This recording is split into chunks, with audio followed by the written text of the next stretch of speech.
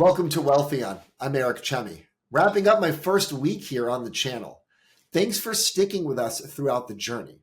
As you know, we typically do our weekly market recaps on Saturdays. Don't worry, that will be returning in the coming weeks, along with new episodes and ways to interact with our team of experts. And of course, more of what you want to see and learn more about on the channel. The whole team has been reading your comments. We want you to know that we hear you. And as we bring you new content, we will continue to listen to what you want to see on this channel.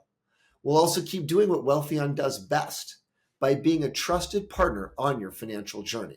We're here to help you and your family achieve financial greatness. In the meantime, let's look at the great Wealthion Fall conference that Adam and the team just held in the last few weeks. One of the most insightful discussions from that weekend that I really enjoyed was with Mike Kantrowitz from Piper Sandler. He developed the H.O.P.E framework, H.O.P.E. That stands for housing, orders, profits, and employment. That's his way of breaking down the main components of the economy. He's been one of the most bearish analysts on the street this year, and when you go through his charts, he makes a very compelling historical case for why hopes of a soft landing are just hopes. Adam dove into that and much more with Michael in the conference. Take a listen to a portion of that discussion. Super useful tool in tracking where we are. Basically, it measures the progression of how the economy falls into recession. And interestingly, it's the same progression for how we get out of a recession, right? So 2023 is seemingly going to go down in the history books as the year of the recession that wasn't. And the question is, are we due for a recession still from here, or have things materially changed? So if we could kind of dial through the latest data on your H.O.P.E framework, and you can tell us what you're sort of seeing through that. Sure. I think coming into the beginning of this year, we did see some better housing data. Things like the NHB index, builder sentiment started to improve at a consecutive pace. I think we had 6 consecutive months where housing sentiment improved.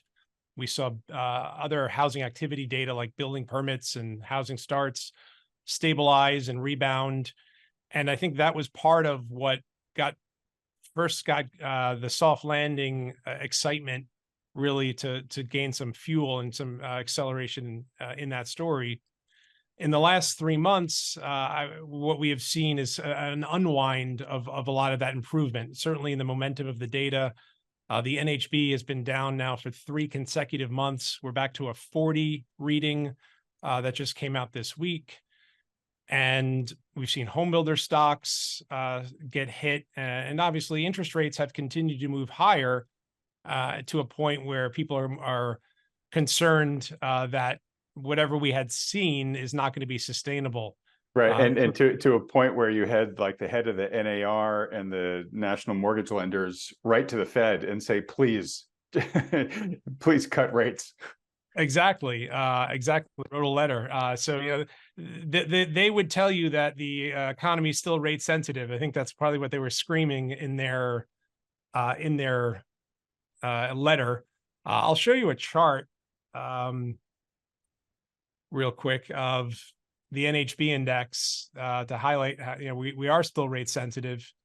And when you look at macro relationships over time, you can see these relationships play out. So here is, let me make it a little bigger.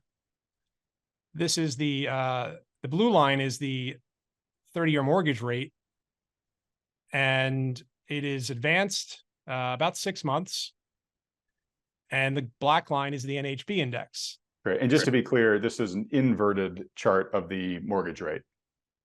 Correct. Yeah, the blue line is inverted. Yeah, so I'm just gonna go a little shorter time so you can see the relationship, and the chart looks a little better. But the relationship it's not a perfect linear relationship. There's a lot of things that impact builder sentiment, like input costs and home prices. But certainly on its own, this inverted chart of the mortgage rate shows a pretty consistent leading ability to tell us where all else equal housing sentiment is going. So we did see late last year, late 2022, mortgage rates drop. I think they fell about 100 basis points and change from their highs. And In the wake of that, we saw better housing sentiment, better consumer sentiment, better equity market sentiment.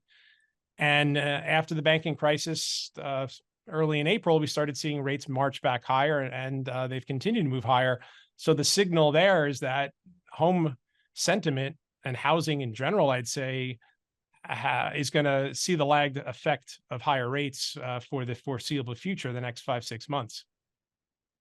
Okay, and I should have said this at the beginning when I introduced you, Michael. Your HOPE framework is an acronym, obviously, Yes. and it stands for housing, orders, profits, and then employment, right? And basically, that's the progression you expect to see a slowdown happen with, right? You would expect it to hit housing first, then to hit sales, then to hit profits, then eventually to hit the jobs market. So that's why we're starting here with housing, and you're basically saying the trajectory of housing continues to look downward from here, correct? Correct. And, the lags in housing, this chart here is about 6 months. And again, they're variable. It's not an exact science. And when you go all the way to the other side of the HOPE framework on employment, it tends to be about anywhere from 18 to 24 months until you see a more broad impact on employment. So we're not even there yet with respect to, let's say, the Fed tightening cycle, where we're just actually the beginning of that window at about 18 months since that first rate hike. Once we get into the second, third, and fourth rate hike, which is over the next several months, we would expect to see further evidence that employment is deteriorating. And obviously, I'll show you some of those charts that we're looking at. If you liked that preview, you're going to love the over 10 hours of content, along with Q&A sessions from the entire conference. To learn how to purchase those replay videos from the conference, just head to wealthion.com/conference. Thank you for watching.